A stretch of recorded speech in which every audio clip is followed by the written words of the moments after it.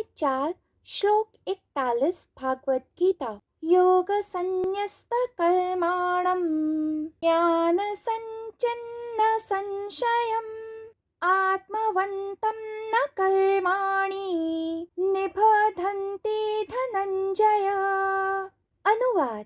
हे अर्जुन, कर्म उन लोगों को बंधन में नहीं डाल सकता जिन्होंने योग अग्नि में कर्मों को विनिष्ट कर दिया है तथा ज्ञान द्वारा जिनके समस्त संशय दूर हो चुके हैं, वे वास्तव में आत्मज्ञान में स्थित हो जाते हैं। व्याख्या। योगेश्वर श्री कृष्ण बार बार सैकड़ों बार अर्जुन को अनेकों अनेकों तरीकों से समझाने का प्रयास कर रहे थे कि वह इस रहस्य को जान ले जिससे कर्म करते हुए भी वह कर्म बंधन से मुक्त रहेगा। जिस मनुष्य ने अपने समस्त कर्म परमात्मा को अर्जित कर दिए हों, उसे कोई भी बंधन बांध नहीं सकता है, कर्म भी नहीं। इस समर्पण के पश्चात जो बंधेगा या खुलेगा वो परमात्मा होंगे, क्योंकि जिसने समर्पण कर दिया हो वह रिक्त हो जाता है, शून्य हो जाता है।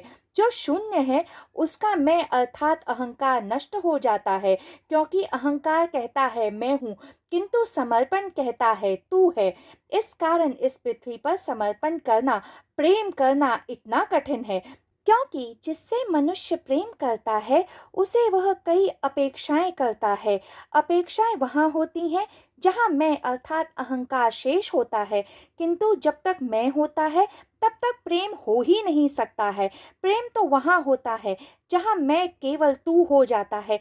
जब प्रेम और भी गहरा हो जाता है तब ना मैं रहता है और ना तू रहता है।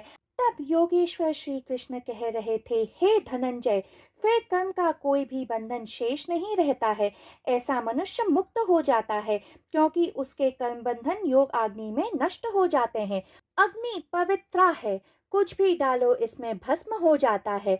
इसी तरह परमात्मा में स्थित मनुष्य इतना पवित्र शुद्ध हो जाता है कि कोई भी अपवित्रता, कोई भी अशुद्धता उसे छू नहीं पाती है। परमात्मा से ऐसा एकाकार हुआ मनुष्य इतना मुक्त हो जाता है कि उसे कर्म बंधन की कारागार भी नहीं बांध सकती है।